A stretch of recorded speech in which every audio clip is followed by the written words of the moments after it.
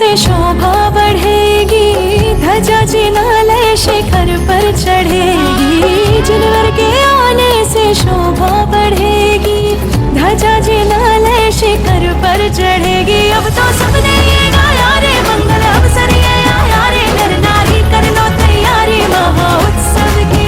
पलटो नगरी की गाया रे मंगल अवसर ये आया रे, नर नारी कर लो तैयारी महोत्सव की। पूरी नगरी आज सजाओ बेलाल बेली है आई, ढोल नगाड़े आज बजाओ संग बजाओ रे शहनाई। पूरी नगरी आज सजाओ बेलाल बेली है आई, ढोल नगाड़े आज बजाओ संग बजाओ रे शहनाई।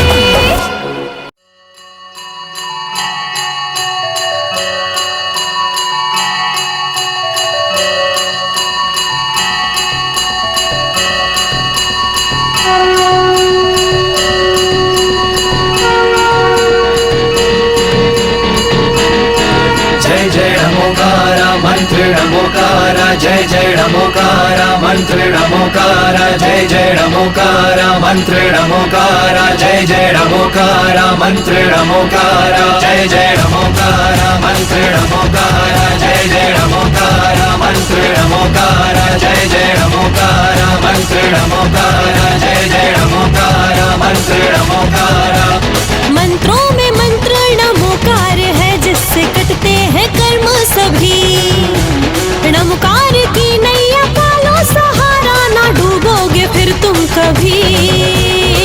शत्रु नवाचार्य श्री समय सागर मुनि महाराज की, परम पूज्य तीर्थ चक्रवर्ती निर्यापक समाज श्री सुधा सागर मुनि महाराज की, मुनि श्री शिव सागर जी महाराज की, समस्त मुनि संघ की। तो हम सभी कार्यक्रम की शुरुआत सबसे पहले दीप प्रज्वलन और चित्रनावन से करेंगे।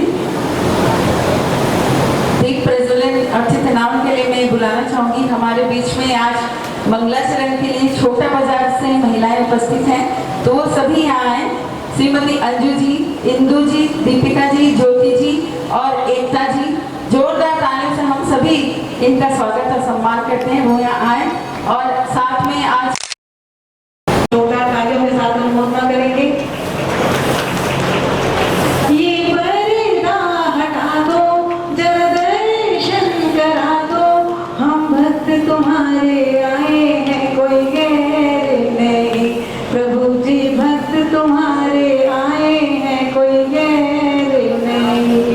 ये पर्दा हटा दो, जरा दर्शन करा दो, हम भक्त तुम्हारे आए हैं कोई गैर नहीं।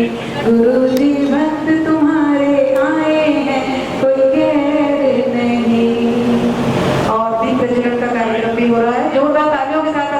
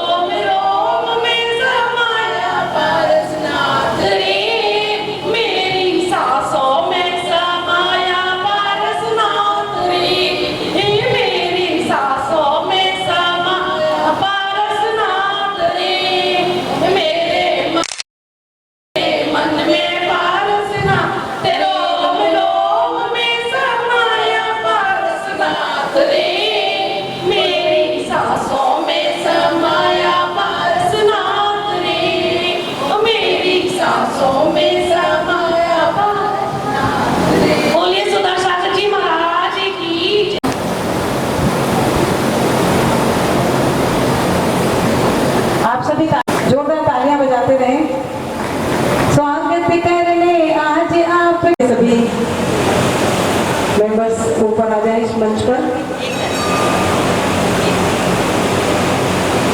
उन सभी का स्वागत सम्मान होगा। पंचुअलिटी निकालेंगे हमारे छोटे बाजार के महिला मंडल। महंगे क्यों गली गली खिले क्यों गली गली क्या के। निशा जी भी आ जाए, उनका सम्मान हमारा सारा ग्रुप करेगा। निशा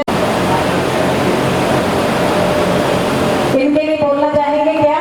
महंगे क्यों गली गली खिले क्यों गली गली क्या कहती है हवा तुम्हें हर खुशी। क्योंकि इतने विघ्न इस साल आ रहे हैं, इतने व्यवधान आ रहे हैं। शिविर तो गुरु जी के आशीर्वाद से सुचारू रूप से चल ही रहा है, लेकिन एक यही है जो हमारे साथ कंधे से कंधा मिलाकर खड़ी है। तो मैं चाहती हूँ एक बार जोरदार तालियों से एक बार इनका अभिनंदन करूँ। मंगलाचरण के लिए मैं हाथ जोड़ रही हूँ। ओम नमः सिद्धेभ्यः। आरती संवन्दे चिरमचिरं सम्भवमभिरं गणसुमरिं पौं सुवासं चन्दं सुवीरं श्रियं श्रीवास्तु पूजं विमलमनन्तं ब्रह्मपवर्ते ब्रह्मवसन्तिं विपयरं कुन्धुमरं शिवकन्तारमणं मल्लिमकम्बीचूर्णकरं मुनिसुवैरं नाहचिरेशं चतुकुलतिलयं नीतिचिरं पाशुपं वयवं वरवीरं वन्दे सममतिभयं मानुषकीर्ति विहरणभूता श्रीमन्वरजिन् भयवन्ता बिन्दुसमाने भूरि सुरामं रविशशि सहस्रकया सन्ता रविशशि सहस्रकया सन्ता। बोलिए अनंतानंद सिद्ध परमेश्वरी भगवान की। आदित्य तत्व श्री खसर आदिनाथ भगवान की। मूलायक श्री खसर शांतिनाथ भगवान की। संत शिरोमणि आचार्य गुरुवर श्री विद्यासागर जी महामुनिराज की। परम पूज्य नवाचार्य श्री समय सागर जी महामुनिराज की। निरापक शंकर मुनि पुंगव विद्युतुल्य गुरुवर श्री सुधासागर जी महामुनिराज की। परम पूज्य मुनि श्री शिव सागर जी महामुनिराज की। वाशा चिन्वाड़ी माता की। अहिंसा अनुव्रत में क्या पढ़ा था? संकल्प पूर्वक या प्रमाद पूर्वक किसी जीव की हिंसा नहीं करना अहिंसानुव्रत है। सत्यानुव्रत यानी कि ऐसा मोटा झूठ नहीं बोलना और ऐसा सच भी नहीं बोलना जिससे किसी का घात हो। फिर तीसरा अचौर्य अनुव्रत। अचौर्य अनुव्रत यानी कि किसी की पड़ी हुई वस्तु बिना पूछे ना उठाना न किसी को देना। फिर उसके बाद ब्रह्मचर्य अनुव्रत में क्या पढ़ा था? स्त्री के लिए अपने पुरुष को छोड़कर सभी पुरुष भाई पुत्र पिता के समान है और पुरुष के लिए अपनी स्त्री को छोड़कर सभी स्त्री माता बहन और पुत्री के समान है। परिग्रह परिमाण अनुव्रत में क्या पढ़ा था अपन ने कि धन धान्य घोड़े इत्यादि का अपनी आवश्यकता अनुसार परिमाण कर लेना परिग्रह परिमाण अनुव्रत है। ये तो अपन ने पढ़े थे 5 अनुव्रत। 3 गुणव्रत कौन कौन से पढ़े थे? दिव्य व्रत, देश व्रत, अनर्थ दंड अनुव्रत। दिव्य व्रत यानी कि दिशाओं के समूह का निर्धारण कर लेना कि मैं इस दिशा के आगे नहीं जाऊंगा और ये जीवन पर्यंत के लिए होता है। फिर उसका देश व्रत। देश व्रत में क्या होता है? देश का निर्धारण कर लेना कि मैं इसके बाहर नहीं जाऊंगा और ये कब तक के लिए होता है? ये जीवन पर्यंत के लिए नहीं होता है, हम अपनी अनुकूलता के अनुसार इस नियम को लेते जाते हैं। फिर तीसरा अनर्थ दंड व्रत यानी कि बिना प्रयोजन के कोई भी कार्य नहीं करना। ठीक है, बिना प्रयोजन के कोई भी कार्य नहीं करना अनर्थ दंड अनुव्रत है। ठीक है, तो अपन 5 अनुव्रत और 3 गुणव्रत देख लिए। आज अपन क्या पढ़ना है? 4 शिक्षा व्रत। ठीक है। चलिए, जिनसे मुनिव्रत पालन करने की शिक्षा मिली उन्हें शिक्षा व्रत कहते हैं। ठीक है, मुनिव्रत पालन करने की शिक्षा यानी जो हमें ऐसी शिक्षा दें कि हम मुनिव्रत को पाल सकें, वो क्या कहलाते हैं? शिक्षा व्रत। जो हमें मुनिव्रत पालन करने में सहायता करें वो क्या होंगे? शिक्षा व्रत। पहला सामायिक शिक्षा व्रत, मन वचन काय और कृत कार्य अनुबोधना।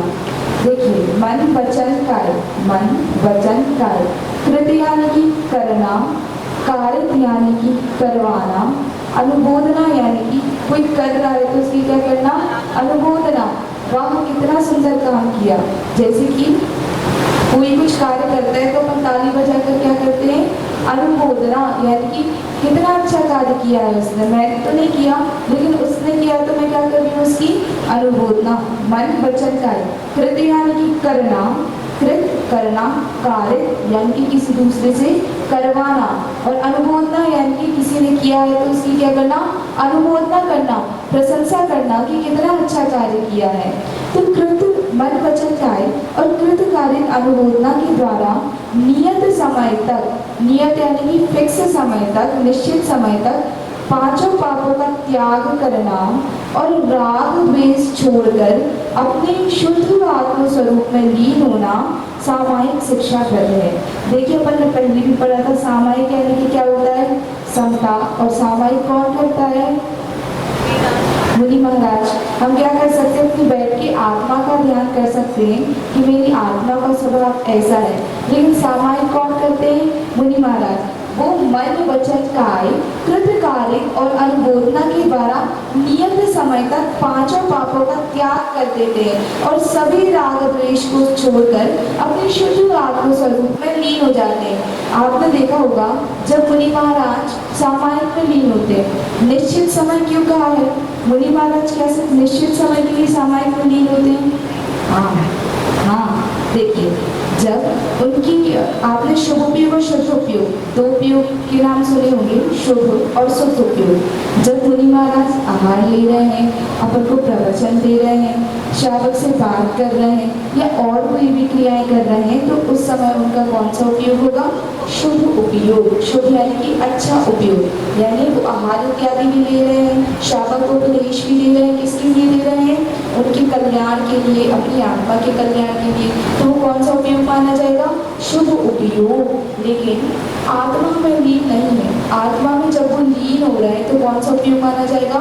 शुद्ध उपयोग। शुद्ध उपयोग तभी बनता है जब मुनि महाराज अपनी शुद्ध आत्मा के स्वरूप में लीन है। वो भले ही प्रवचन दे रहे हैं, आहार कर रहे हैं, अपन को अच्छी अच्छी बातें बता रहे हैं, लेकिन उस टाइम उनका शुद्ध उपयोग नहीं होगा, क्योंकि शुद्ध उपयोग तो कब होगा? जब वो अपनी आत्मा में लीन होंगे। इसलिए क्या दिया है? एक निश्चित समय। निश्चित समय मुनि महाराज सुबह से सामायिक में लीन होते हैं, फिर आहार चर्या के बाद, फिर उसके बाद रात्रि में। एक निश्चित समय हो गया ना, तो मन वचन काय कृत कार्य अनुबोधना के द्वारा एक निश्चित समय तक मुनि महाराज अपनी शुद्ध आत्मा के स्वरूप में लीन होते हैं। जब वो सामायिक करते हैं, ना वो किसी को प्रवचन देते हैं, ना उस टाइम किसी से बात करते हैं। उस टाइम देखा होगा आपने, महर्षि का रूप एकदम बंद हो जाता है। उस टाइम को क्या करते हैं? क्योंकि अपनी शुद्ध आत्मा के स्वरूप का अनुभव करते हैं और सारी राग द्वेष की प्रवृत्ति से क्या हो जाते हैं? निवृत्त। ना उस टाइम उनके मन में किसी प्रकार का राग रहता है, ना द्वेष रहता है। ठीक है, सामायिक शिक्षा व्रत क्या पढ़ा? मन वचन काय और कृत कार्य अनुबोधना के द्वारा, यानी कि मन से, वचन से, काय से किसी भी प्रकार में राग द्वेष नहीं रखते, और ना कोई कार्य उस टाइम पे ना वो स्वयं कृत यानी कि करते हैं, ना करवाते हैं किसी से, और ना अनुमोदना करते हैं कि कितना सुंदर कार्य किया है। तो ऐसे निश्चित समय में मुनि महाराज सारे राग द्वेष को छोड़ करके अपनी शुद्ध आत्मा के स्वरूप में लीन हो जाते हैं। तो कौन सा शिक्षा व्रत कहलाता है? सामायिक शिक्षा व्रत। समझ में आया? मन वचन काय कृत कार्य अनुबोधना। मन से, वचन से, काय से ना वो कुछ करते हैं, ना कार्य करवाते हैं और ना ही अनुमोदना करते हैं, और राग द्वेष को छोड़कर, यानी जिस टाइम वो सामायिक में लीन होते हैं उनके मन में किसी भी प्रकार का राग और द्वेष नहीं रहता कि उसने ऐसा किया, आज मेरी हाथ चलने अच्छे से नहीं हो पाई, आज मुझे अंतराय आ गया, इस प्रकार का विकल्प नहीं रहता। और मुनि महाराज अपनी शुद्ध आत्मा के स्वरूप में लीन होते हैं। उसे क्या बोलते हैं? सामायिक शिक्षाव्रत। सामायिक शिक्षाव्रत सभी को समझ में आया? क्या है? ना मुनि महाराज मन वचन काय और कृत कार्य अनुमोदना से कुछ कार्य करते हैं, ना करवाते हैं, और ना ही उस टाइम में वो राग द्वेष में लीन होते हैं। सिर्फ अपने किस में लीन होते हैं? शुद्ध आत्मा के स्वरूप में लीन होते हैं। वो क्या कहलाता है? सामायिक शिक्षाव्रत। समझ में आया? ठीक है। अब दूसरा शिक्षाव्रत प्रोषधोपवास शिक्षाव्रत। प्रत्येक अष्टमी और चतुर्दशी को समस्त आरंभ परिग्रह छोड़कर और विषय कषाय तथा आहार पानी का 16 पहर तक त्याग करना प्रोषधोपवास कहलाता है।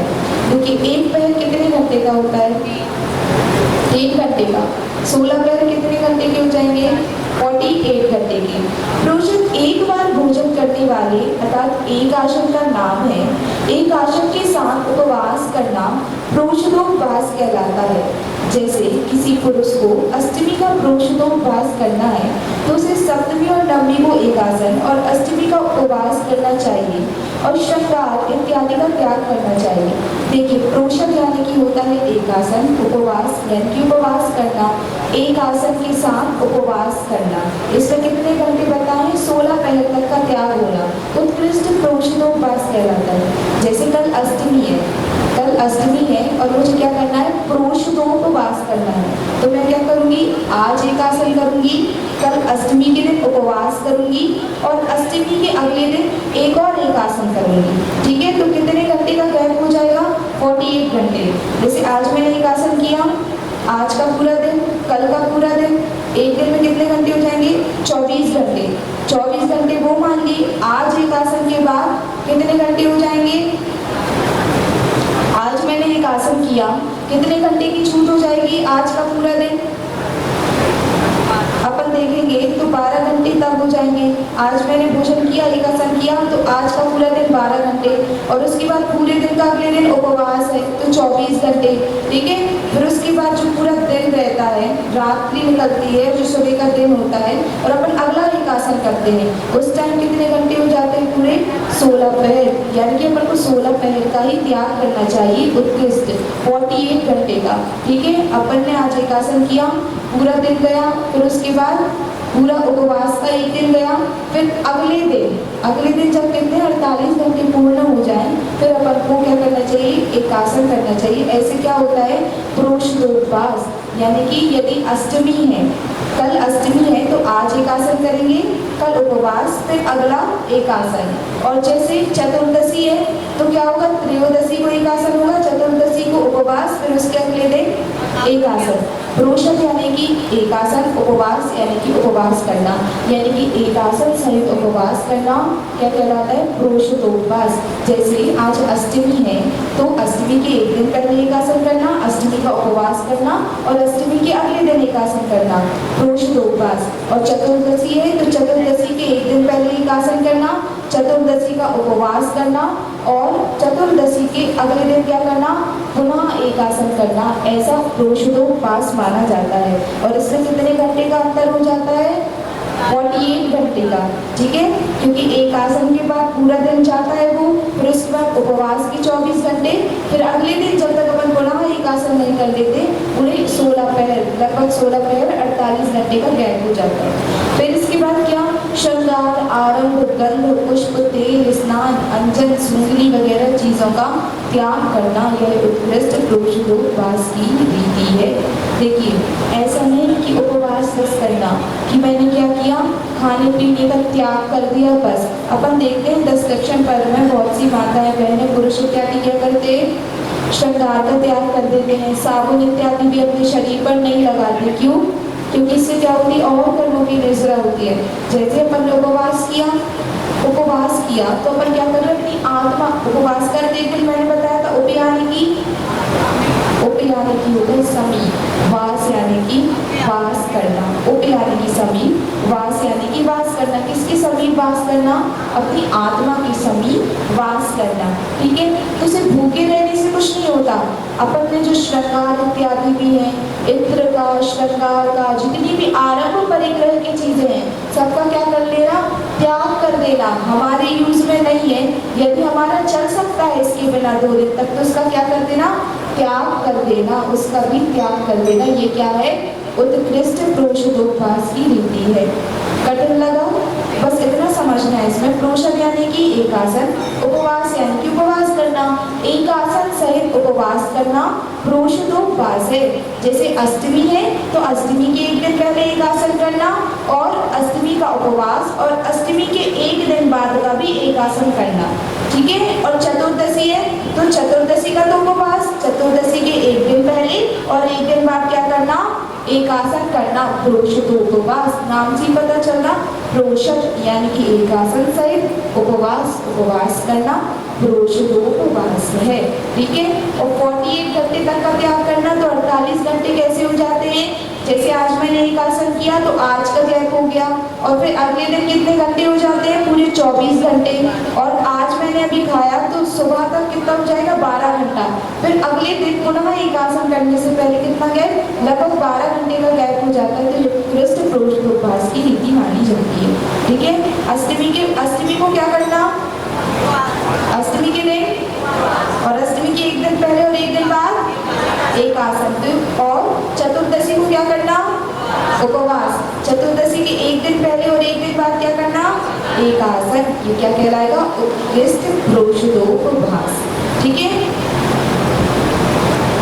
इसमें दिया है प्रत्येक अष्टमी व चतुर्दशी को कम से कम एक भुक्ति करके भी इस व्रत का पालन कर सकता है। यानी कि जो प्रति होता है वो क्या करता है? प्रत्येक अष्टमी और चतुर्दशी को इसका पालन जरूर से करता है। ठीक है, अब उस पर तीसरा, भोग उपभोग परिमाण शिक्षा व्रत। भोग उपभोग की 17 वस्तुएं। पहले तो भोग और उपभोग क्या होता है? 2 चीजें हैं, भोग और उपभोग। दोनों में क्या अंतर है? किसी को पता है?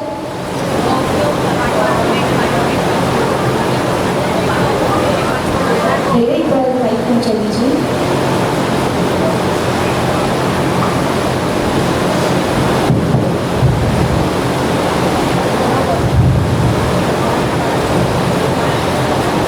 दीदी को जैसे भोग जो है वो बार-बार भोगने में आता है, तो सबने खाना खाया खत्म हो गया। और भोग तो एक बार ही हमने कपड़े पहने उसके बाद गुरुद्वारे जाते हैं वो भोग आ गया। देखिए, आपने डेफिनेशन तो सही बोली, लेकिन आगे पीछे कर दी। भोग यानी कि होता है जो वस्तु एक बार भोगी जाती हो, और उपभोग नाम से पता चल रहा, उप यानी कि बार बार, भोग यानी कि भोगी जाती है। भोग यानी कि ऐसी वस्तु जो एक ही बार भोगी जा सके, वो क्या कहलाएगी? भोग। और उपभोग, उप यानी कि बार बार, भोग यानी कि भोगी जाने वाली वस्तु, ऐसी वस्तु जो बार बार भोगी जा सके। जैसे अपन ने भोजन किया, अपन ने वो जो भोजन किया वो अपन फिर से कर सकते हैं क्या? नहीं, वो तो गया, अपन उसको फिर से नहीं कर सकते, तो वो होगा भोग। जैसे अपन ने जो आज कपड़े पहने हैं वो अपन परसों फिर से पहन लेंगे, धो के 2 या 3 दिन बाद फिर से पहन सकते। तो अपन जो चीज़ बार बार भोग सकते हैं, तो ये काय में आ जाएगी? उपभोग में। भोग यानी कि ऐसी वस्तु जिसका अपन एक ही बार भोग कर सके। जैसे भोजन हो गया, इत्र हो गया, एक बार अपन ने जो परफ्यूम डाल लिया तो कोई वापस से नहीं भोग सकते ना, दूसरा डिब्बी में से निकाल के भोगना पड़ेगा। तो जो भोजन इत्र इत्यादि हो गया वो काहे में आएगा? भोग में। ऐसी वस्तु जो एक बार भोगी जा सके। उपभोग ऐसी वस्तु जो बार बार भोगने में आती है वो क्या कहलाएगी? उपभोग। जैसे कि कपड़े हो गए, कपड़े अपन ने आज पहने, ऐसा क्या यूज नहीं कर सकते इसका? नहीं, 2 या 3 दिन बाद अपन उसको फिर से पहन सकते हैं। तो ऐसी वस्तु जो एक ही बार भोगी जा सके वो भोग, और ऐसी वस्तु जो बार बार भोगने में आती है वो क्या होगी? उपभोग। ठीक है, भोग उपभोग की 17 वस्तुओं या कार्यों का प्रतिदिन नियम करना। जैसे आज मैं एक बार जल पीऊंगा, आज मैं सवारी में नहीं बैठूंगा आदि। देखिए, भोग उपभोग की 17 वस्तुएं, 17 वस्तुएं बस नहीं, यहाँ पर बहुत सारी वस्तुएं, जितनी अपन भोगते हैं, जितना उपभोग करते हैं, सारी वस्तुओं का भोग और उपभोग ही तो कर रहे हैं कि नहीं कर रहे? जैसे एसी का आनंद ले रहे हैं, वो भी एक भोग की वस्तु हो गई कि नहीं हो गई। कूलर का आनंद ले रहे हैं, सोने में आनंद ले रहे हैं, ये सारी भोग ही हो गया। एक बार भोग लिया, अब भोगने में नहीं आएगा, नया आएगा वापस से। और उपभोग यानी कि कपड़े इत्यादि अपन बार बार पहन सकते हैं, तो क्या होगा उपभोग। अपन डेली में जितनी भी चीज़ें यूज़ कर रहे हैं वो किस में आ रही है, भोग और उपभोग में तो आ रही है। अपन सुबह उठ के ब्रश करते हैं, नहाते हैं, सब भोग हो गया। फिर उसके बाद भोजन करना, पानी पीना, वस्त्र पहनना, एंजॉय करना, कूलर इत्यादि की हवा लेना, टीवी इत्यादि देखना, सब भोग में तो आ गया ना। सब भोग और उपभोग में तो आता है कि नहीं आता है। जितनी भी चीज़ें अपन डेली में करते हैं सब भोग और उपभोग में ही आता है। तो डेली उसका क्या कर लेना, भोग उपभोग परिमाण, यानी कि भोग और उपभोग को परिमाण कर लेना। जैसे आज मैं एक ही बार जल पीऊँगा, आज मैं एक ही बार भोजन करूँगा, आज मैं क्या करूँगा, दिन में 1 घंटे ही टीवी देखूँगा, मैं इतने ही वस्त्र पहनूँगा, आज मैं दिन में सिर्फ एक ही वस्त्र पहनूँगा, उसके बाद चेंज नहीं करूँगा। तो दिन में नियम ले लेना कि मैं इन वस्त्रों का क्या कर रहा हूँ, परिमाण कर रहा हूँ। मैं इतने बार ही भोजन करूँगा, इतने बार ही पानी पीऊँगा, यानी कि संकल्पित कर लेना। मैंने एक दिन आपको बताया था कि जैसे हमारा कई माताओं बहन मांस इत्यादि पर नहीं खाते, मदिरा नहीं पीते, नित्य देव दर्शन करते हैं, लेकिन क्या उसका नियम है, संकल्प पूर्वक अपन ने नियम किया है। यदि नियम नहीं किया है किसी चीज़ का तो छठा भाग अपन को लगता है। जैसे अपन शराब नहीं पीते, लेकिन उसका क्या है, नियम नहीं है, तो जो शराब बन रही है दुनिया में, जितनी भी शराब बन रही है, उसका छठा भाग पाप आपको लगेगा। क्यों, आप पी रहे हो क्या, नहीं पी रहे, लेकिन आपका त्याग नहीं है ना, आपका त्याग नहीं है, तो उसे बनने में जितना पाप लग रहा है उसका छठा भाग क्या होगा, आपके खाते में भी आएगा। तो जो भोग और उपभोग की चीज़ें होती हैं, जैसे कि भोग और उपभोग में कितनी सारी चीज़ें होती हैं, हम दिन में पूरा भोग लेते हैं क्या, हम एक दिन में हजारों वस्त्र पहनते हैं क्या, नहीं, लेकिन सबका पाप अपने खाते में आ रहा है। तो अपन क्या कर लो, भोग उपभोग का परिमाण कर लो। जैसे आज मैं दिन में 3 बार ही वस्त्र बदलूंगा, 4 बार, 5 बार, 6 बार, इससे ज़्यादा मेरे ख्याल से कोई नहीं बदलता होगा। वैसे तो 2 बार से ज़्यादा भी कोई नहीं बदलता होगा, लेकिन फिर भी अपनी आवश्यकता अनुसार परिमाण कर लो कि 3 या 4 बार ही बदलूंगा। तो क्या होगा, भोग और उपभोग की जितनी भी वस्तुएं होती हैं उसका परिमाण कर लेना, नियम कर लेना कि मैं दिन में इतना ही करूँगा, मैं एक ही बार पानी पीऊँगा, एक ही बार भोजन करूँगा, एक ही घंटे टीवी देखूँगा, 2-3 ही वस्त्र पहनूंगा। इससे क्या होने लगेगा, अपन को पुण्य लगने लगेगा। तो भोग और उपभोग की जितनी भी वस्तुएं हैं उसका क्या कर लेना, परिमाण कर लेना, नियम पाट लेना, क्या कहलाएगा, भोग उपभोग परिमाण व्रत। समझ में आया। सामायिक यानी क्या पढ़ा अपन ने, समता धारण करना, यानी कि मुनि महाराज मन वचन काय कृत कार्य और अनुबोधना से राग द्वेष को छोड़कर अपनी शुद्ध आत्मा के स्वरूप में लीन हो जाते हैं, वो सामायिक शिक्षा व्रत है। फिर उसके बाद प्रोषदोपवास शिक्षा व्रत, प्रोषद यानी कि एकासन, उपवास यानी कि उपवास करना, एकासन सहित उपवास करना, प्रोषदोपवास है। जैसे अष्टमी को क्या करना, उपवास करना, और अष्टमी के एक दिन पहले और एक दिन बाद एकासन करना। सेम चतुर्दशी को उपवास करना और चतुर्दशी के एक दिन पहले और एक दिन बाद क्या करना, एकासन करना। तीसरा क्या पड़ा, भोग उपभोग परिमाण व्रत, भोग और उपभोग की जितनी भी वस्तुएं हैं उसमें परिमाण कर लेना, नियम बांध लेना, भोग उपभोग परिमाण व्रत है। जैसे मैं दिन में एक ही बार पानी पीऊंगा, एक ही बार भोजन करूंगा, इतना ही काम करूंगा, ठीक है, तो भोग उपभोग परिमाण व्रत। चौथा, अतिथि संविभाग शिक्षा व्रत, भक्ति सहित फल की इच्छा के बिना स्वपर कल्याण के लिए मुनि आदि पात्रों को दान देना अतिथि संविभाग व्रत है। अतिथि संविभाग यानी कि अपने अतिथियों को संविभाग करना, यानी कि क्या करना, उनको दान देना, अतिथि संविभाग शिक्षा व्रत है। अब अतिथि कौन हो गए यहाँ पर, देखिए, भक्ति सहित यहाँ पर अतिथि मुनियों को बताया है, ठीक है, भक्ति सहित फल की इच्छा के बिना स्वपर कल्याण के लिए मुनि आदि पात्रों को दान देना। भक्ति के साथ फल की इच्छा के बिना, जैसे फल की इच्छा के बिना कैसा, जैसे मैं यदि दान दूंगा, ऐसा अपन को सोचने में आ जाता है ना, यदि मैं दान दूंगा तो क्या होगा, इससे मेरा कुछ हित होगा। मैं यदि पैसों का दान दे रहा हूँ तो क्या होगा, मेरे पैसे ऑटोमेटिक बढ़ेंगे। यदि मैं मुनि महाराजों को दान दे रहा हूँ तो मेरी उनसे पहचान हो जाएगी, मेरा अच्छा हो जाएगा। तो भक्ति सहित फल की इच्छा के बिना ऐसा बिल्कुल भी नहीं सोचना चाहिए धर्म के कार्य में कि यदि मैं इनको दान दे रहा हूँ तो बदले में मुझे क्या मिलेगा, यदि मैं पैसे दे रहा हूँ तो बदले में मुझे क्या मिलेगा, यदि मैं ज्ञान दे रहा हूँ तो बदले में मुझे क्या मिलेगा। तो फल की इच्छा के बिना, यानी कि किसी भी प्रकार की इच्छा नहीं होना कि मैं दान दे रहा हूँ तो इससे मुझे क्या मिलेगा। यदि हमारे मन में भाव आ गया कि यदि मैं दान दे रहा हूँ इससे मुझे क्या फायदा, तो जो हम दान दे रहे हैं उसका हमें पूरा पुण्य नहीं लगता, ठीक है, थोड़ा ही पुण्य हमारे खाते में आता है। क्यों? क्योंकि आपने सोच लिया जो मैं दान दे रहा हूँ उससे मुझे क्या लाभ। तो भक्ति सहित फल की इच्छा के बिना स्वपर कल्याण के लिए, स्वपर कल्याण, स्व यानी कि खुद के, पर यानी कि दूसरे के कल्याण के लिए मुनि आदि पात्रों को दान देना। देखिए, यदि हम मुनि महाराज को दान दे रहे हैं, आहार दान दे रहे हैं, तो स्व यानी कि उससे खुद का कल्याण तो हो रहा है। मुनि को दान देने से हमारा कल्याण कैसे हो रहा है? देखिए, हम मुनि महाराज आहार चर्या इत्यादि कर हमें प्रवचन देते हैं, हमें कितनी सारी अच्छी अच्छी बातें पता चलती हैं। और आहार दान देने से कितना महान पुण्य कर्म का बंध होता है। आपको पता है आहार दान देने की कितनी महिमा है? किसने भगवान आदिनाथ को प्रथम आहार दिया था?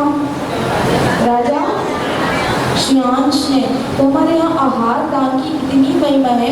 आहार दान से भी क्या होता है, तीर्थंकर नाम प्रकृति का बंद हो जाता है। यदि हम भक्ति भाव से श्रद्धा पूर्वक बिना प्रयोजन के कि यदि मैं आहार दे रहा हूँ तो इससे मेरा क्या प्रयोजन, उससे हमें क्या होता है, तीर्थंकर प्रकृति का भी बंद हो जाता है।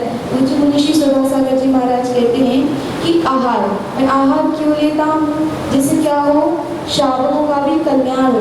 मुनि महाराज तो क्या आहार लेते हैं, आहार लेते हैं ना, उनसे क्या होता है, वो क्या चाह रहे हैं कि श्रावक मुझे अच्छा अच्छा आहार दें?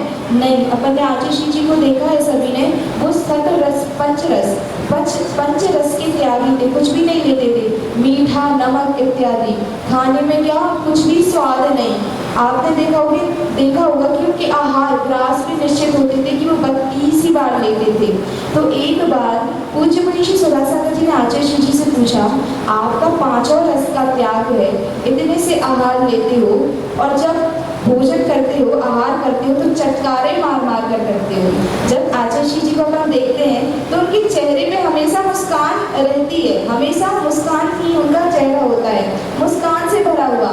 तो जब वो आहार चर्या भी करते हैं तो उनके चेहरे पे क्या रहती थी, मुस्कान रहती थी। तो एक बार पूज्य मुनिषी सुधासागर जी ने आचार्य जी से बोला, आपका 5 रस का त्याग है, हर चीज का त्याग है, क्या लेते हो? बिना नमक की रोटी और 2 सब्जी और दाल, उसमें भी हम चटकारे मार मार कर भोजन करते हो, आहार लेते हो, ऐसा लगता है कि 56 भोग का आहार ले रहे हो। तो पूज्य आचार्य जी कहते हैं कि रस में तो सबको रस आ जाता है, लेकिन नीरस में रस की प्राप्ति करना एक अलग ही रस होता है। कितनी अच्छी बात उन्होंने कही कि रस में सबको रस आ जाता है, लेकिन नीरस में रस को प्राप्त करना एक अलग ही अनुभूति होती है। कितने अच्छे विचार थे हमारे आचार्य जी के, यानी कि नीरस में 5 रस का त्याग। हम ऐसा खा सकते हैं क्या, ना नमक, ना बूढ़ा, ना मीठा, बिना नमक की रोटी और दाल और सब्जी हो गई कभी की, ऐसा डेली खा सकते हैं क्या? नहीं खा सकते। लेकिन हमारे आचार्य जी के कितने अच्छे विचार थे कि नीरस,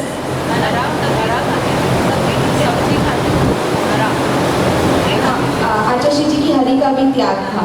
हाँ, तो वही रोटी और दाल ऐसा उनका आहार था। तो जो मुनि महाराज है वो क्या अपने कल्याण के लिए लेते हैं? नहीं, वो तो आहार चर्या इसलिए लेते हैं क्योंकि अभी पंचम काल में इतना उत्कृष्ट संयम नहीं है कि मुनि महाराज का बिना आहार चर्या इत्यादि के भी चल जाए। यदि उनको अपना आत्म कल्याण करना है तो उनको क्या लेना पड़ेगा? आहार तो लेना पड़ेगा।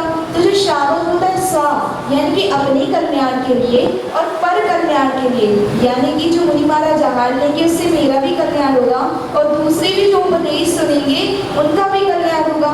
तो स्वपर कल्याण के लिए मुनि आदि पात्रों को दान देना अतिथि संविभाग व्रत है। भक्ति सहित फल की इच्छा के बिना, यानी कि भक्ति भावना से और फल की इच्छा के बिना, कोई भी हमारा प्रयोजन नहीं हो रहा कि मुझे इससे क्या लाभ होगा। फिर उसके बाद स्वफल कल्याण के लिए, अपने और दूसरों के कल्याण के लिए मुनि आदि पात्रों को दान देना क्या कहलाएगा? अतिथि संविभाग व्रत कहलाएगा।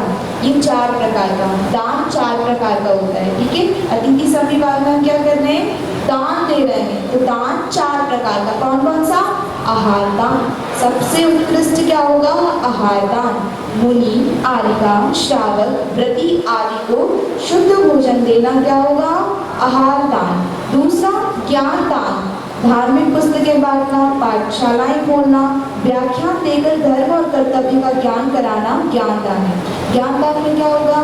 अपन कुछ धर्म की प्रभावना कर रहे हैं, दूसरे को उपदेश दे रहे हैं, या इसके अलावा हम क्या कर रहे हैं? धार्मिक पुस्तकों को बांटना, पाठशालाएं आदि चलाना, ऐसे उपकरण जिससे ज्ञान की वृद्धि हो दूसरे की, सब किसमें आएगा?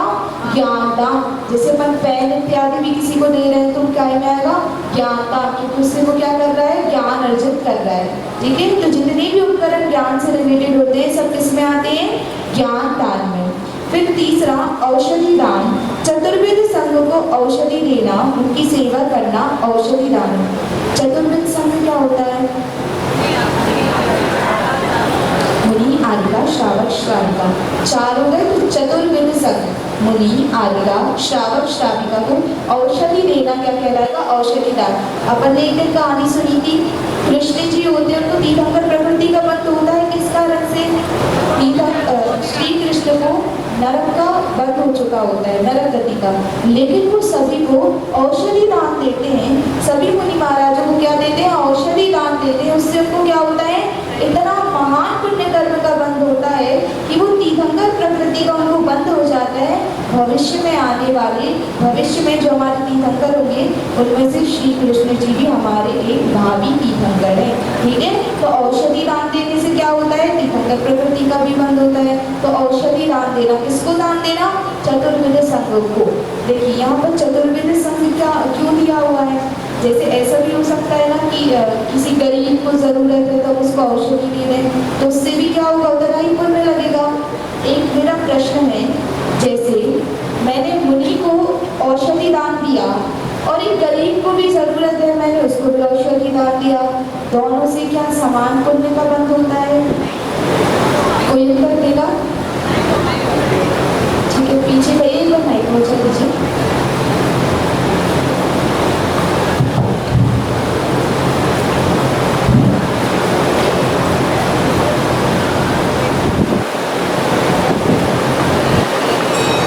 वो मोक्ष मार्ग में लगे हुए हैं साधु लोग, तो वो मोक्ष जा सकते हैं और भिखारी तो अपना पेट ही खर्च कर सकता है उससे, तो उसको वो एक साइड ही हो सकता है कभी। और कोई उत्तर? ठीक है, पर यहाँ माइक पहुँचा दीजिए।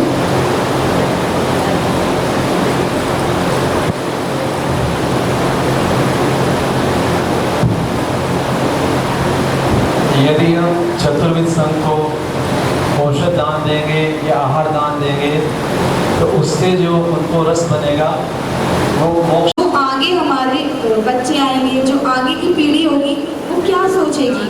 था क्या हमारा सुरक्षित रहेगा? ये जो इतने बड़े बड़े मंदिर, ये सब जो होता है, आखिरी में सिर्फ क्या बचेंगे? आप लोगों को पता है, आखिरी में सिर्फ एक मुनि बचेंगे, ठीक है। यदि वो प्रवचन भी दे रहे हैं, यदि हमने आहार का दान दिया, उससे क्या मुनि महाराज को शक्ति आ रही है? संघ को औषधि दान देना, उनकी सेवा करना औषधि दान है।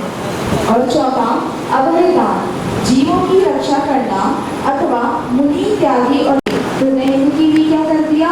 स्थान प्रदान कर दिया, यानी कि क्या होता है? रक्षा करना। अपन ने भी मुनि महाराज की क्या कर ली? इससे क्या होगा? चले जा रहे कितने जीवों की हिंसा हो रही है, रात में कार इत्यादि चलाते टाइम क्या होता है, कभी कभी कुत्ता इत्यादि भी मर जाता है और पता भी नहीं चल पाता है। तो रोशनी की व्यवस्था करने इससे क्या होगा, सबको जीप दिखेंगे कि यहाँ पे कुत्ता है, यहाँ से बिल्ली निकल रही है, तो अपन क्या कर लो थोड़ी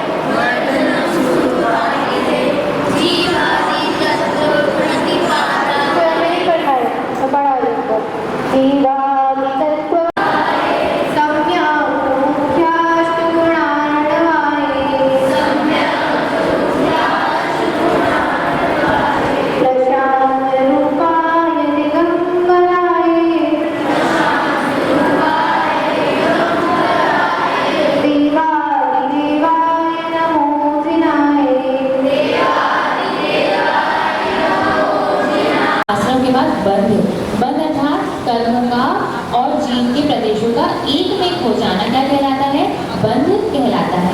फिर संभव क्या होता है, कर्मों के आने का द्वार रुक जाना, और किससे रुकेगा वो, शमन और दमन। किसका शमन करेंगे, कषायों का शमन, और दमन किसका करेंगे, इंद्रियों और मन का। दमन मतलब क्या, रोकना, मतलब इंद्रियों और मन की इच्छाओं को रोकना दमन कहलाता है। फिर हमने देखा था निर्जरा। निर्जरा किसे कहते हैं, कर्मों का झड़ना, और कैसे होगा वो, तप बल से, अर्थात तप से निर्जरा होती है। फिर हमने देखा था मोक्ष। मोक्ष किसे कहते हैं,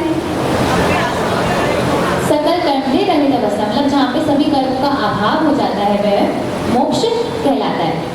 फिर अब हम आ गए थे सम्यक दर्शन की परीक्षा पर। हमने आपको बताया था कि आप एक कॉलम बना लीजिए, पेज बना लीजिए, जिसमें हम आपको 3 प्रकार के सम्यक दर्शन की परीक्षा बताएंगे। एक सम्यक दर्शन की परीक्षा हमने देख ली थी, क्या देखी थी, प्रशम, संवेद, अनुकंपा और आस्तिक्य। हमने आपसे कहा था कि आपको प्रशम भाव कैसे धारण करेंगे, मतलब हमारे जो क्रोध, मान, माया, लोभ है वो हमारी 6 महीने से ज़्यादा ना हो जाए। ऐसी अगर कषाय हमने नहीं पाली, 6 महीने से ज़्यादा की कोई कषाय नहीं हमने अंदर धारण करी, तो हमारा प्रशम गुण प्रकट हो जाएगा और सम्यक दृष्टि जीव बन सकते हैं। तो आप सबने निश्चय किया था ना कि हम प्रशम का धारण करेंगे, कोई भी 6 महीने से ज़्यादा किसी पर क्रोध, मान, माया और लोभ नहीं करेगा। और फिर हमने क्या देखा था, संवेग। संवेग मतलब संसार से भय, अर्थात संसार से डरना कि भगवान मुझसे ये पाप हो गए, कृपया क्षमा कर दीजिए। देखिए पाप तो हमसे हमेशा होते रहेंगे, लेकिन एक डर होना कि मैंने ये पाप क्यों किया, मैं कोशिश करूँ कम से कम पाप करने की, और पाप हो जाए तो भगवान से आकर क्षमा मांगूँ, भगवान सामने एक्सेप्ट करूँ कि भगवान मैंने ये पाप किया है। अगर हम ऐसा गुण अपने अंदर धारण नहीं करेंगे तो हम सम्यक दृष्टि जीव नहीं कहलाएंगे। ये गुण हमें अपने अंदर धारण करना है। फिर अनुकंपा क्या देखा था,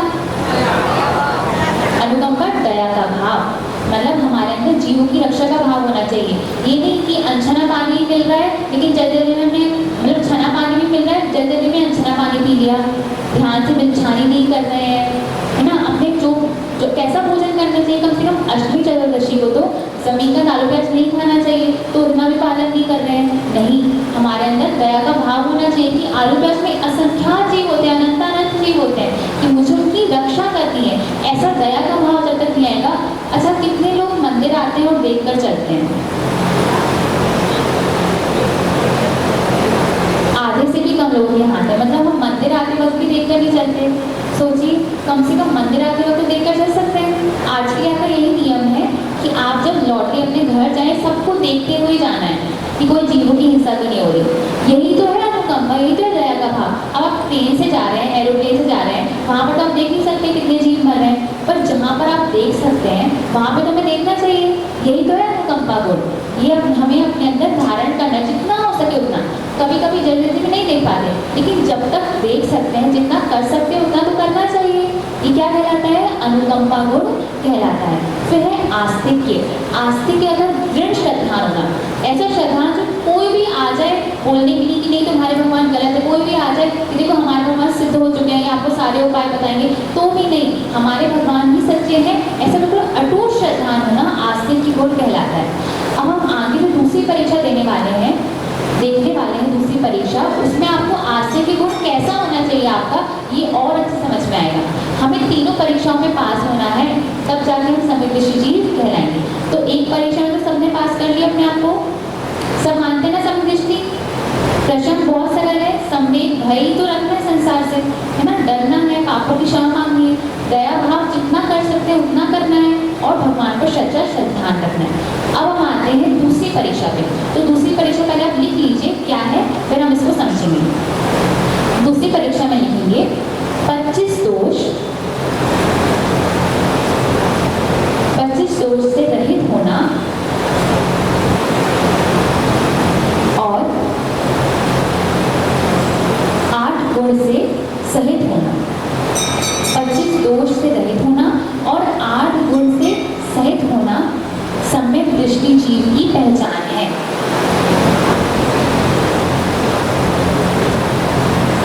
8 गुण से सहित होना सम्यक दृष्टि जीव की पहचान है।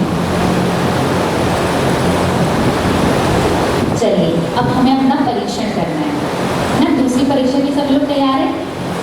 तो यहाँ पर हमने देख लिया था, एक बार जो हमने लास्ट में पढ़ा था उसको फिर से बता देते हैं। वसु मदतारी निवारी किशक्ताई, हमने अंतिम दोहा पढ़ा था। वसु अर्थात 8 प्रकार के मदों को टारी दूर करना है। त्रिषठता अर्थात 3 मूर्ताओं को निवारी, इनको हटाना है। और षट अनायतन त्यागो अर्थात 6 अनायतनों का त्याग करना है। और क्या करना है? शंका आदि वस्तु अर्थात 8 दोष होते हैं जो अभी हम पढ़ने वाले हैं, उनको छोड़कर संवेगादि अर्थात हमने 4 गुण देखे थे, संवेग, अनुकंपा, आस्तिक और प्रश्न, इनको चित्त अपनी आत्मा में पागो अर्थात धारण करना है। फिर क्या करना है? अष्ट अंग दोष 25, 8 अंग और 25 दोष, उनको 3 उन सबको संक्षेप में कहे जा रहे हैं।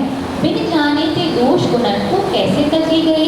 अगर हम दोषों को और गुणों को नहीं जानेंगे तो कैसे दोषों को छोड़ेंगे और गुणों को ग्रहण करेंगे? ये हमने अभी तक समझ लिया। अब हम अगला पढ़ेंगे, सभी पढ़ेंगे साथ में।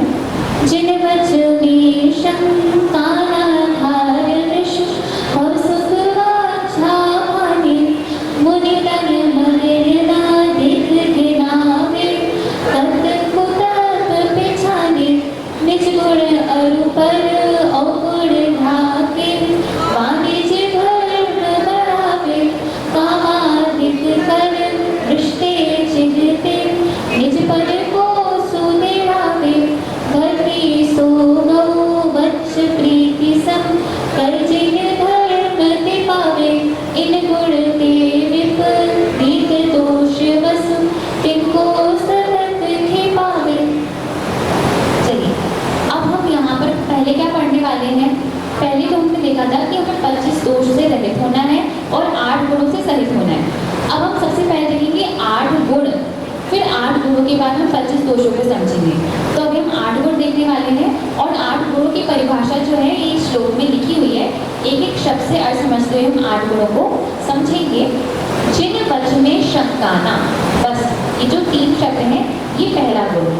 जिन वच में अर्थात जिनेंद्र भगवान के वचनों में शंका का नहीं होना, अर्थात जिनेंद्र भगवान ने जैसा कहा है वैसा ही सच है।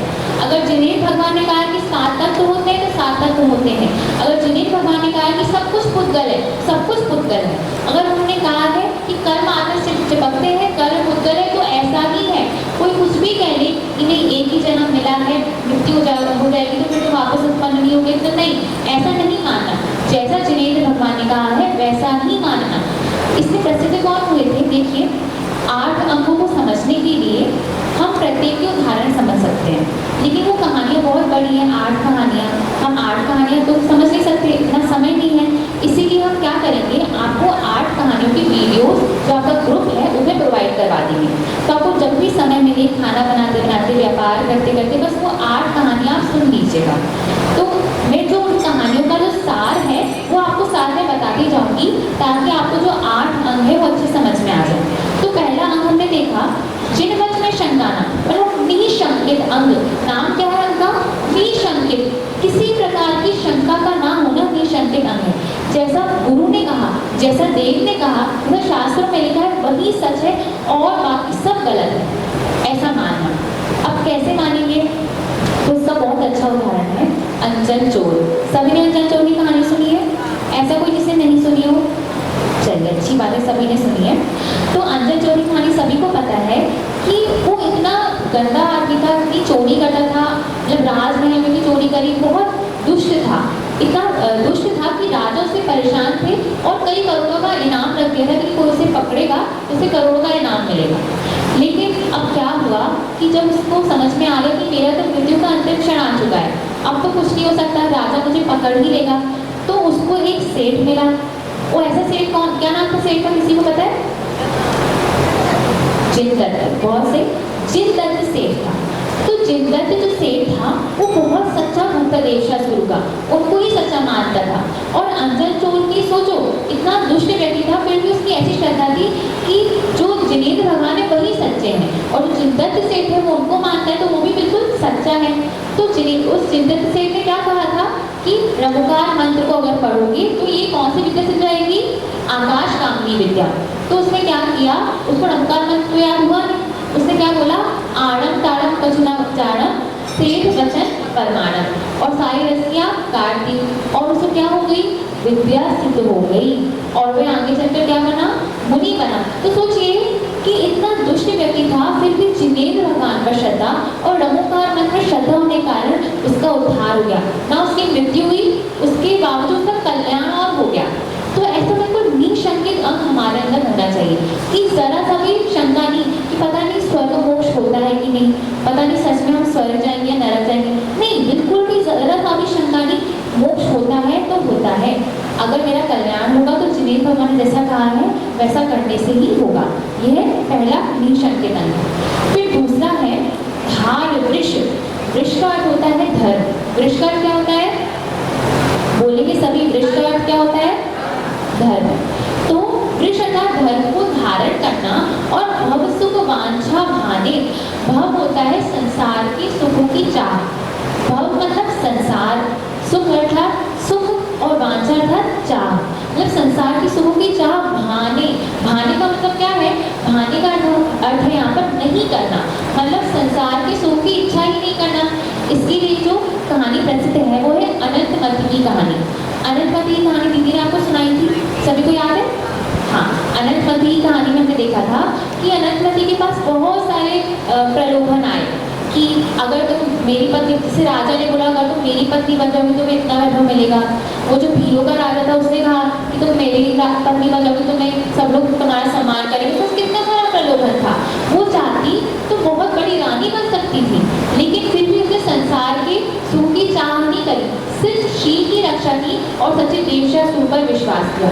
तो ऐसे ही मतलब मान लीजिए कि आपको कोई किसी ने कहा कि आपने बाबा की पूजा शुरू कर दी, तो आप जैसे मान लीजिए आप बहुत गरीब हो चुके हैं, है ना, आपके पास पैसा नहीं है, आपका बिजनेस फ्लॉप हो चुका है, तो किसी ने आपसे कहा कि आप एक बाबा की पूजा करेंगे या फिर ये मंत्र की जाप करेंगे तो क्या होगा, आपके जो पैसे हैं वो भी वापस आ जाएंगे, बिजनेस अच्छा हो जाएगा, सारे दुख दूर हो जाएंगे।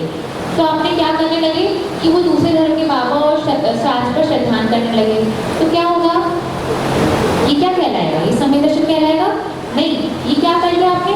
संसार के सुखों की इच्छा कर ली। लेकिन जो सम्यक दृष्टि जीव होगा वो कहेगा मैं गरीब सही हूँ, लेकिन फिर भी मैं ऐसे दूसरे कुशास्त्र और गुरु पर कभी भी विश्वास नहीं करूँगा। मुझे संसार की सुखों का लालच नहीं है, मुझे सिर्फ अपनी आत्मा के सुख का, मतलब सच्चे देवशास्त्र गुरु का ही लालच है। ये क्या कहलाता है? सम्यक दृष्टि जीव कहलाता है। मतलब कुछ भी हो जाए, संसार में कितने भी सुख प्राप्त हो रहे हो, फिर भी कभी भी जिनेंद्र भगवान के अलावा और किसी पर श्रद्धा नहीं करना, निकांक्षित अंग कहलाता है। निकांक्षित हमने क्या देखा?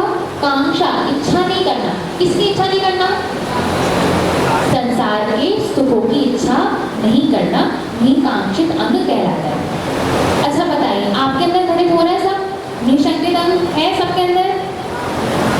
निकांक्षित है? देखिए, सबको अपने अंदर घटित करना है। ये ऐसा कोई अगर अंग नहीं हो तो धारण करना है, यही आज की शिक्षा है। तीसरा है मुनि तन मलिन न देह घिनावे। मुनि तन अर्थात जो हमारे सच्चे मुनि होते हैं, जो सभी प्रकार के परिग्रह से रहित होते हैं, उनका स्वभाव कैसा होता है कि वो अपने शरीर के लिए कुछ भी नहीं करते। ना तो वो नहाते हैं, ना तो वो दंत धावन करते हैं। उनका गुण है स्नान, अदंत धावन, वो कुछ भी नहीं करते। तो अगर वो ऐसा नहीं करेंगे, नहाएंगे नहीं, ब्रश नहीं करेंगे, तो हो सकता है उनके मुंह से बदबू आ सकती है, हो सकता है उनके शरीर में मैल जम सकता है ना, कुछ भी हो सकता है। लेकिन वो जो मुनि है वो क्यों ऐसा कर रहे हैं? अपनी आत्मा के कल्याण के लिए, क्योंकि अपने शरीर से बिल्कुल भी राग नहीं है, तो पूजनीय है। देखिए, अभी रत्नमय शावकाचार्य अगर आप पढ़ेंगे तो उसमें आता है स्वभाव तो अशुचो काये रत्नत्रय पवित्र ते। जो शरीर है, आप मान लीजिए आप नहा रहे हैं, तो आपको एक दिन में नहाता हुआ पूरा स्वच्छ रहते हैं क्या? बार बार नहाना पड़ता है। नहाने के बाद थोड़ी देर बाद फिर क्या होता है? शरीर गंदा हो जाता है, शरीर से बदबू आने लगती है। शरीर कभी स्वच्छ रह सकता है? नहीं। भले ही महाराज जी के तन में मैल जम जाए, लेकिन फिर भी उनका शरीर हमसे ज़्यादा पवित्र है। क्यों? क्योंकि शरीर नहाने से, ब्रश करने से पवित्र नहीं होता है। शरीर पवित्र कैसे होता है? शरीर रत्नत्रय से पवित्र होता है। यही उस श्लोक में आया है कि शरीर पवित्र नहाने से, चंदन का लेप लगाने से, इस सब से पवित्र नहीं होता। शरीर पवित्र होता है रत्नत्रय को धारण करने से। जिनके अंदर सम्यक दर्शन, सम्यक ज्ञान और सम्यक चारित्र का गुण है, वही पवित्र कहलाता है। इसलिए तो मुनि महाराज जी के पैरों का जो जल है वो गंगोदक बन जाता है। हमारे पैरों का जल गंगोदक बन सकता है? नहीं।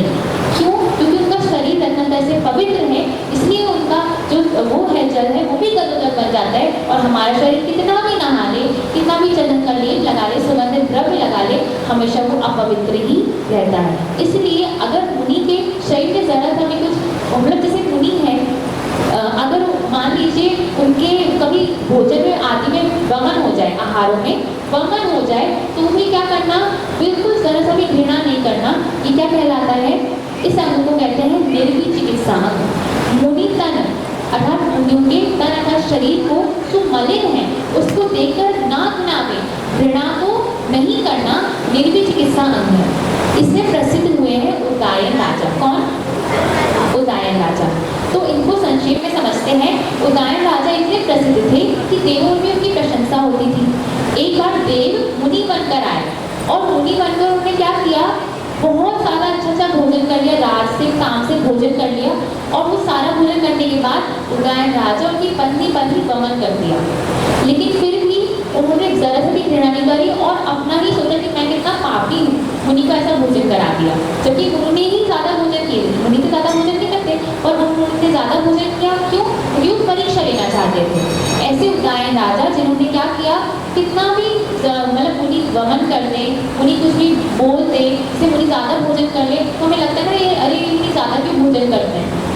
तो भी उदयन राजा ने इतना देखा कि वो रात से, काम से भोजन कर रहे, फिर भी ज़रा सा भी मन में कुछ नहीं आया कि मुनि इतना सारा क्यों खा रहे हैं। हम तो ज़रा से नहीं सोचने लगते कि ये मुनि ऐसे है, ये मुनि वैसे है। ऐसा भी सोचना, अगर मुनि के बारे में ज़रा सा भी हमें, हमारे को थोड़ा सा भी कुछ आ गया कि संकोच आ गया कि मुनि ऐसे वैसे, तो भी क्या होता है? निर्वी चिकित्सा अंग प्रकट नहीं हो पाता। इसे निर्वी चिकित्सा, बिल्कुल जरा सा भी घृणा का भाव नहीं करना, निर्वी चिकित्सा अंग कहलाता है। अब अगला है अमूढ़ दृष्टि अंग। उसके लिए कह रहे हैं तो तत्व कुतत्व पिछाने, अर्थात तत्वों की और कुतत्वों की पहचान करना। मतलब तत्व क्या है? जीव, अजीव, आश्रव, ये सब क्या कहलाते हैं? और कुतत्व अर्थात कुतत्व क्या कहलाएंगे? मतलब जो बहिरात्मापना है, शरीर और आत्मा को एक मानना, ये सब क्या है? ये सब कुतत्व है। और जीव अलग है, भूतगल अलग है, ये सब विश्वास करना तत्व है। तो जैसा भगवान ने कहा है वैसा ही विश्वास करना क्या कहलाता है? अमूढ़ दृष्टि अंग। तत्व क्या है और कुतत्व क्या है, इसकी पहचान करना अमूढ़ दृष्टि अंग कहलाता है। इसमें प्रसिद्ध हुई थी रेवती रानी। रेवती रानी को शॉर्ट में समझेंगे कि रेवती रानी के साथ क्या हुआ था कि रेवती रानी को देवों ने परीक्षा लेने के लिए एक बिल्कुल नया संवत्सरण तैयार कर दिया। नया शासन में नए भगवान आ गए और वहाँ 25वें तीर्थंकर प्रकट हो चुके हैं। सब लोग चले गए, सारे जने चले गए, पूरे घर खाली हो गए। रेवती रानी की जो राजा थे पति वो भी चले गए, लेकिन रेवती रानी को इतना श्रद्धांजलि थी। 24 ही तीर्थंकर होते हैं, 25वें तीर्थंकर हो ही नहीं सकते। तो इस प्रकार उन्होंने बिल्कुल जैसा तत्व है, जैसा भगवान ने कहा बिल्कुल वैसा ही श्रद्धान किया, तो उनका अमूढ़ दृष्टि अंग प्रकट हुआ। ये क्या है? अमूढ़ दृष्टि अंग। फिर अगला है निज गुण अरु पर अवगुण धाके, अर्थात निज गुणों को, अपने अंदर जो गुण है, जैसे हम बहुत अपने बारे में तारीफ करते हैं ना, मुंह मियाँ मिट्टू बनते हैं अपनी तारीफ की, अरे मेरा तो ऐसा नियम है, मुझे तो ये पढ़ा है, मुझे तो ये ज्ञान है। लेकिन सम्यक दृष्टि कभी ऐसा नहीं करता, अपने मुख से कभी अपनी तारीफ नहीं करेगा कि मुझे ये आता है, मुझे वो आता है। और क्या करता है सम्यक दृष्टि? अरु और पर मतलब दूसरे के अवगुण, अवगुण मतलब होता है अवगुण, मतलब दूसरों के जो दोष हैं उनको ढांकता है, अपने गुणों को ढांकता है, अपने गुण प्रकट नहीं करता। और क्या करता है? दूसरों के अवगुणों को, दूसरों के दोषों को ढांकता है। और क्या करता है? वहाँ निज धर्म बढ़ावे, अपने गुणों को ढाकेगा, दूसरों के अवगुणों को ढाकेगा, और हमेशा अपना धर्म को दिपावे अर्थात बढ़ाता जाएगा, हमेशा धर्म में प्रवृत्ति करेगा। इसमें प्रसिद्ध हुए थे जिनेंद्र भक्त सेठ। तो उनकी कहानी थोड़ी सी बड़ी है, शॉर्ट में इतना समझ लेते हैं कि जिनेंद्र भक्त सेठ ने क्या किया, कोई शुल्लक महाराज जी थे, वो सही में शुल्लक महाराज जी नहीं थे, उन्होंने भेष बनाया था ताकि क्या हो सके, ताकि उनको कुछ पैसा मिल सके, कुछ वो मंदिर से चोरी कर सके। लेकिन फिर भी उन्होंने क्या किया, उन्होंने झूठ बोल दिया कि मैंने ही इन शुल्लक महाराज जी को कहा था कि मंदिर से ये वस्तु ले आए।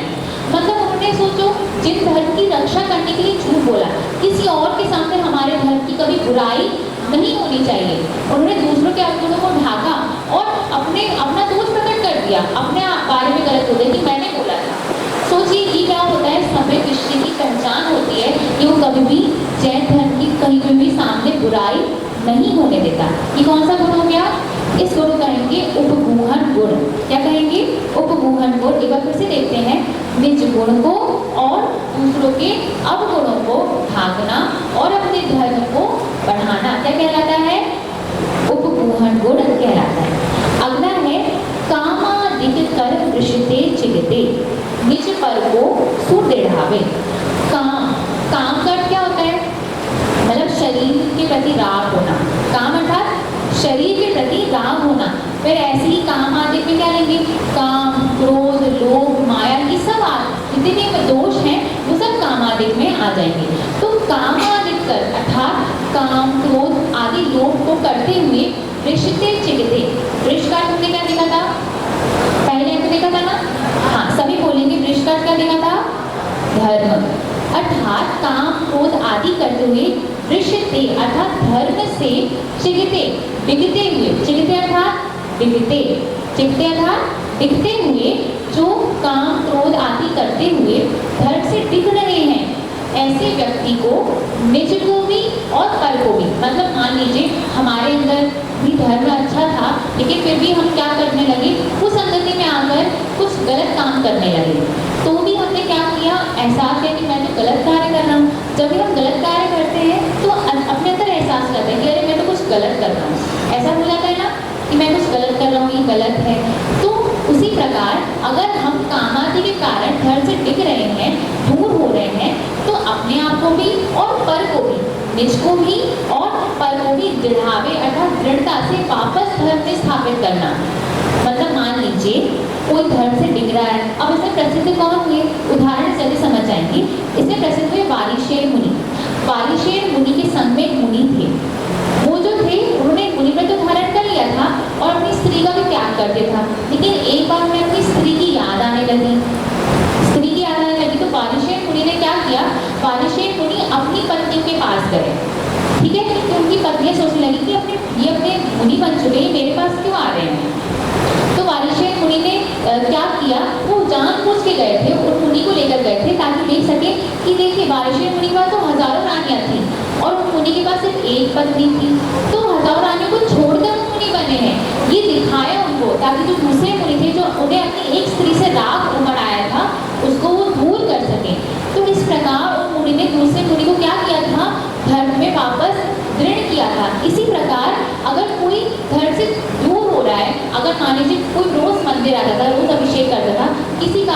अभिषेक करना बंद कर दे, पूजन करना बंद कर दे, तो उसको वापस धर्म में स्थित करना कि अरे क्या दिक्कत आ गई, आप ऐसा क्यों करने लगे हैं, धर्म से दूर क्यों हो रहे हैं, तो वापस धर्म में स्थापित करना क्या होता है, ये स्थितिकरण अंग कहलाता है। इसको क्या कहेंगे, स्थितिकरण अंग।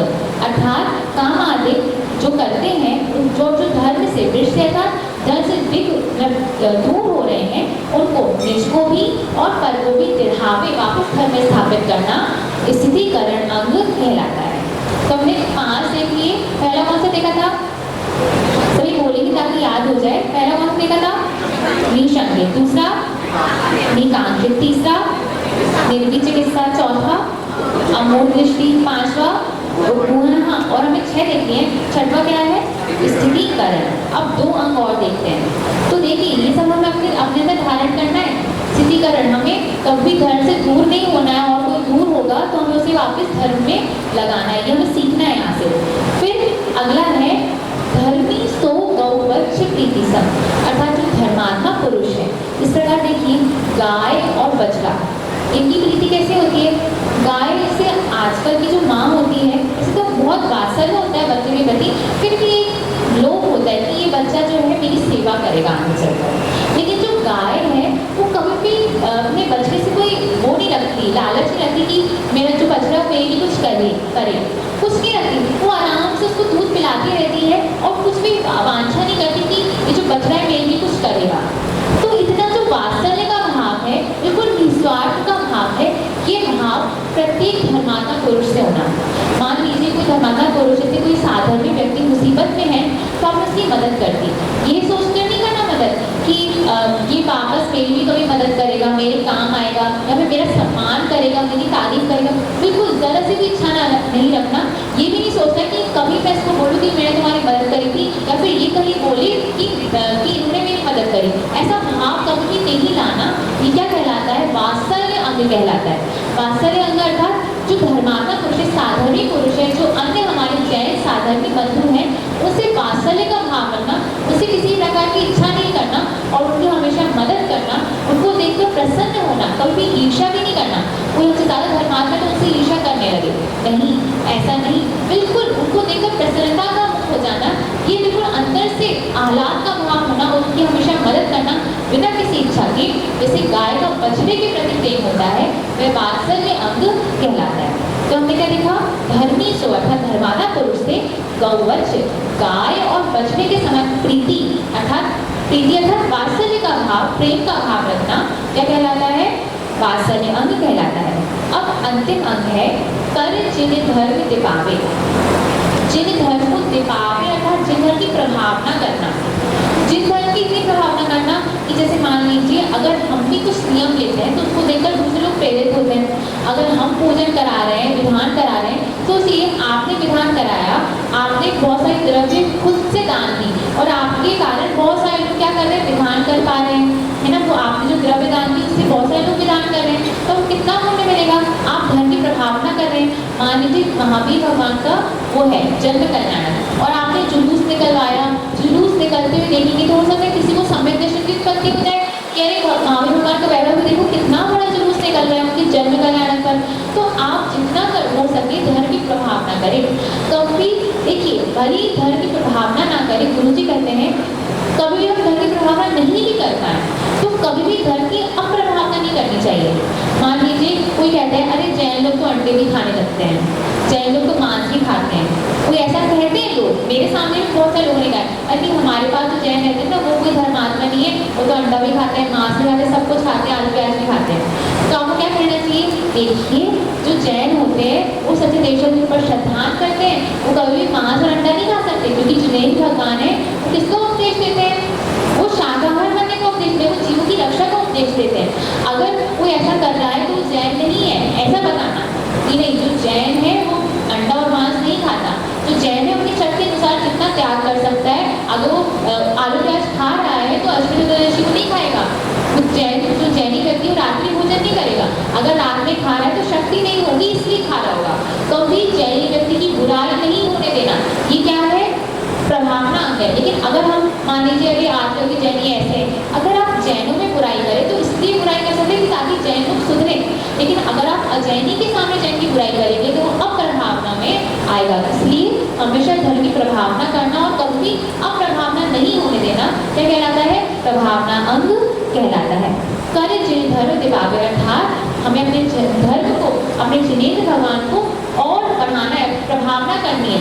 जो मंदिर बनते हैं वो प्रभावना का है। बड़े बड़े मंदिर बनेंगे तो दूसरा मान देखिए ना कि देखो जैन समाज का वैभव कितना सारा है, हो सकता है कोई दूसरे धर्म का भी जैनी बन जाए। तो ये जो प्रभावना होती है बहुत जरूरी होती है। जितना हो सके अच्छे से अच्छा द्रव्य दान में देना, जितना हो सके क्योंकि अगर आप बहुत अच्छा द्रव्य दान में देंगे, हम मान लीजिए आप ना घर से अलग से ड्राई फ्रूट्स लेकर आए भगवान को चढ़ाने के लिए, दूसरे लोग देखेंगे कहेंगे अरे वाह देखो ये कितना अच्छे दान दे रहे हैं, वो भी आपसे प्रेरित होंगे। ये सब किसमें आएगा? सब प्रभावना में आएगा। जितना हो सके अपने जिन धर्म को बढ़ाना, ये प्रभावना अंग कहलाता है। अब आगे बता रहे हैं, हमने 8 अंक तो देख लिए, दूसरी परीक्षा हमारी चल रही है, हमें 25 दोषों से रहित होना है और 8 अंकों को धारण करना है। तो 8 अंक हमने देखी, 8 अंक हमें अपने अंदर धारण करना है। अब हम देखेंगे 25 दोष। 25 दोष में पहले तो बता रहे हैं इन गुणते, मतलब ये जो गुण हमका होता है दूर करना, छुपावे अर्थात दूर करना, 8 दोषों को अपने अंदर से हटाना। मतलब हमने अगर 8 दोषों को नहीं हटाया तो हमारे अंदर ये 8 दोष प्रकट हो जाएंगे और हम समय विषय जीव नहीं कहला पाएंगे। तो आज हमें परीक्षण करना है अपना कि हमारे अंदर जैसे ऐसा कोई गुण तो नहीं है, कभी हमने घृणा तो नहीं करी मुनि महाराज से, कभी हमने जैन धर्म की कहीं बुराई तो नहीं करती, अप्रभावना तो नहीं करती, कभी हमने कोई साधर्मिक बंधु है तो उससे ईर्ष्या आदि कर दी हो, उससे हमने कोई द्वेष रखा हो, ऐसा तो नहीं किया। अगर ऐसा किया है तो आज से हमें इन 8 दोषों को छोड़ते हुए 8 अंगों को अपने अंदर धारण करना है। सबको समझ में है 8 गुण? किसी कोई डाउट नहीं? पक्का? चलिए, तो हमने 8 गुण और 8 दोष देखे। अब हम थोड़ा और पढ़ेंगे क्योंकि हमें कंप्लीट करना है सिलेबस ना, आगे पढ़ेंगे। हम इसको श्लोक को नहीं पढ़ेंगे, हम सीधा आपको अर्थ बताते हैं, है ना। इसको श्लोक को हम कल पढ़ लेंगे एक बार आकर, आज हम सिर्फ इसका अर्थ देखेंगे। अभी हमने देखिए 25 में से 8 दोष बस पढ़े। कितने पढ़े? 8 दोष। अब हम आगे के दोष पढ़ते हैं, थोड़ी देर बस पढ़ेंगे। 8 दोष हो गए। अब आगे और क्या दोष हैं? तो कह रहे हैं पिता भूप। पिता मतलब हमारे जो पिता का कुल है, मतलब हमारे पिता में जितने भी हमारा परिवार है, पिता का परिवार, तो अगर वो राजा है, भूप का क्या होता है? भूप अर्थात राजा। मान लीजिए हमारा पिता का परिवार राजा जैसा है, इतना धनी है, इतना वैभवशील है, तो ऐसे में मत करना कि देखो सबको बताना कि अरे मेरे दादाजी तो ऐसे थे, मेरे दादाजी तो फ्रीडम फाइटर थे। अगर आप अच्छे के लिए बताएं तो अच्छी बात है कि हाँ मेरे दादाजी फ्रीडम फाइटर थे, उन्होंने देश के लिए लड़ा। लेकिन अगर आप मत कर रहे हैं अरे मेरे दादाजी तो फ्रीडम फाइटर थे, मेरे पापा ने तो ये किया था, मतलब अच्छे गुणों को भी मत सही घमंड करते हुए बताना, वो क्या कहलाता है? ये कुल का मत कहलाता है। अब हमने 8 दोष देख लिए, अब हम पढ़ रहे हैं 8 मद। 8 मद किस में आएंगे? 25 दोषों में आएंगे। अभी हमने क्या देखा? 8 दोष देखा, अब 8 मद पढ़ रहे हैं। पहला है कुल का मद। कुल का मद किसे कहते हैं? मतलब पिता अर्थात पिता पक्ष में, पितृ पक्ष में जो भी धनवान हो, जो भी वैभव हो, पितृ पक्ष में जो भी हमारे पास धन हो, उसका घमंड करना कि पितृ पक्ष में मेरे पिताजी का इतना नाम है, मेरे दादाजी का इतना नाम है, मेरी जो बुआ मतलब मेरी जो मतलब बुआ होती है उनका परिवार इतना अमीर है, किसी प्रकार का पितृपक्ष से संबंधित हमने घमंड किया तो क्या कहलाएगा? कुल का मद कहलाएगा। फिर है मातुल नृपजो, अर्थात मातुल अर्थात मामा, मतलब मातृपक्ष, मतलब जैसे मान लीजिए माता पक्ष में मान लीजिए आपके जो मामा है उनका बहुत बड़ा घर है। अरे पता है मेरे मामा के घर में जाता हूँ छुट्टियों में तो मेरे इतना बड़ा घर है, इतना बड़ा तो गार्डन है, इतना बड़ा तो वहाँ पे झूला लगा। मतलब हम क्या करते हैं? बहुत ज़्यादा घमंड में बात करते हैं कि मेरे जो मेरा जो मायका है वहाँ पे तो बहुत धर्म होता था, भले हम धर्म नहीं करते, मेरे मायके में इतना धर्म होता था, या फिर मेरे ससुराल में इतने धर्मात्मा लोग हैं। आप बोलिए, अच्छे के लिए बोलिए, लेकिन अगर उसको घमंड रूप में करेंगे, अहंकार करेंगे तो क्या कहलाएगा? वो जाति का मत कहलाएगा। दूसरा मत कौन सा हो गया? जाति का मत, अर्थात मातु नृपजो। नृप अर्थात फिर से वही राजा, क्योंकि पहले का जमाने में लिखा गया है, पहले के जमाने में राजा होते थे, है ना, बहुत सारे बड़े बड़े परिवारों में राजा होते थे। तो यहाँ पे कह रहे हैं कि अगर मान लीजिए पिता राजा है तो आपने पिता की कुल का मत कर लिया। अगर मामा पक्ष में बहुत अमीर है, राजा है, धर्मात्मा है, कुछ भी है, आपने उसका मत कर लिया तो जाति का मत कहलाएगा। तो 2 मत हो गए। पिता को अगर पिता पक्ष में राजा है, अमीर है, तो क्या कहलाएगा? कुल का मत। और मातुल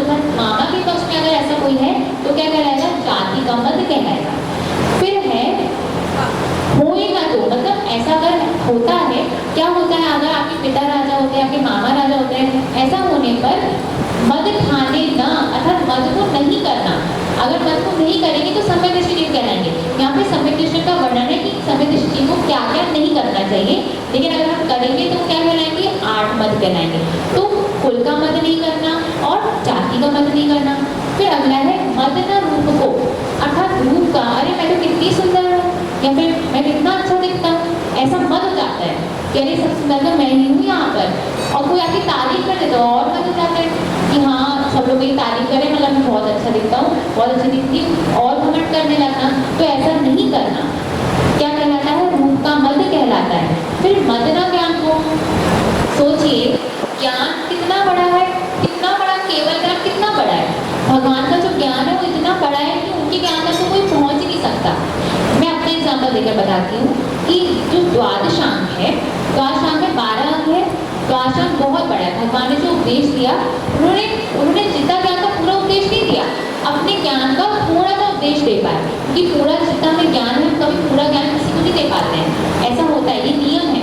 जितना हमारे पास है हम उससे कुछ ही दे पाते हैं। तो भगवान को इतना सारा ज्ञान है, उन्होंने उसमें सिर्फ द्वादशांग का कथन वो अपने केवल ज्ञान में, दिव्य ध्वनि में कर पाए।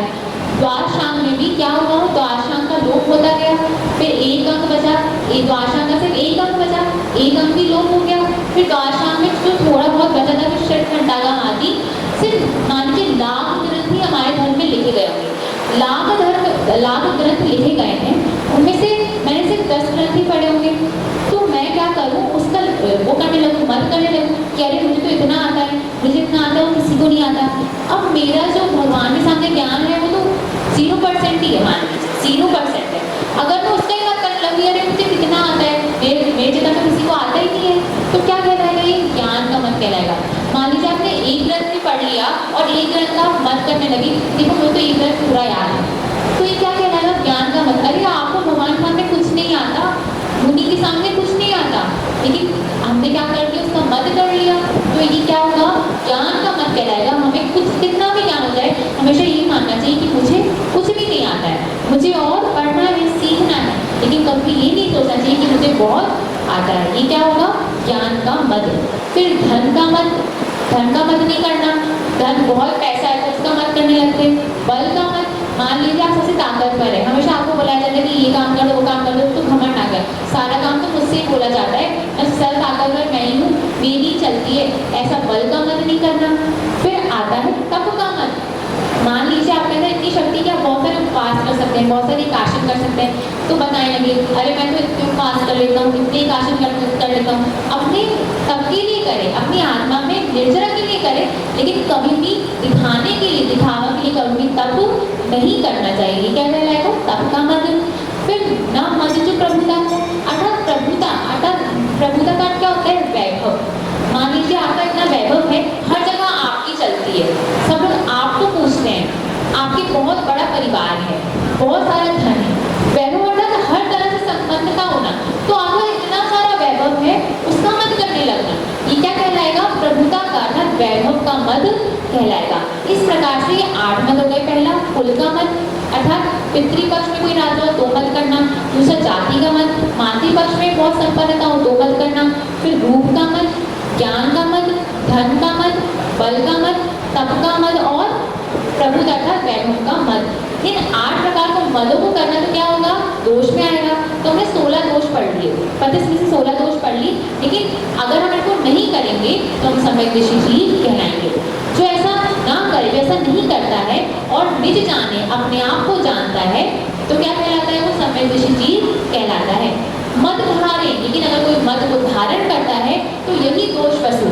जो ऐसा नहीं करता तो सम्यक दृष्टि जीव है, लेकिन जो मद को धारण करता है तो यही 8 प्रकार के दोष हो जाते हैं और संकित को मल ठाने, अर्थात संकित तथा सम्यक दर्शन में ये मल रूप में अर्थात दोष रूप में ठाने अर्थात ग्रहण किए जाते हैं।